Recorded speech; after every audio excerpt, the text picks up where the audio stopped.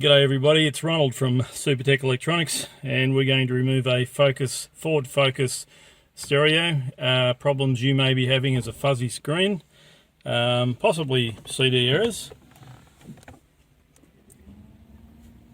Tools you will need is a Torque 20 screwdriver, a small flat, and a plastic spudger.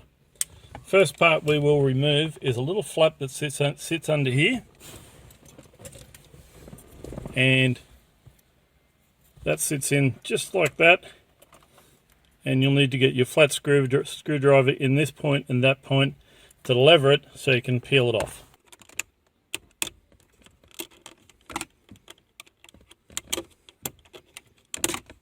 Now that will show two screws, one there and one there. Those two will need to be removed. Okay, now that you've taken your two screws out, you'll need to remove the SD card from up there. Once the SD card's out, this whole section will come out as a whole.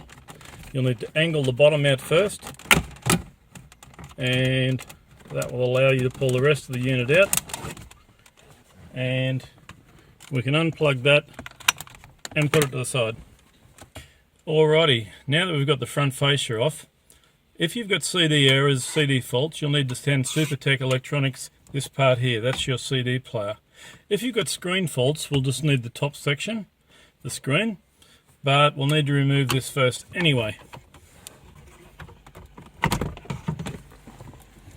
Okay, these all come out with a little key. Push it in and unplug it.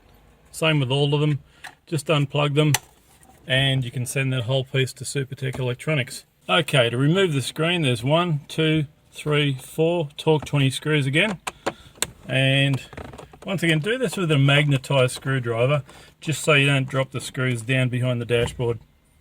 Okay, so once you've got all 4 screws out, we can take the screen out. There are some wires you'll have to manipulate at the back to get access. And same again, you'll need to take the cables out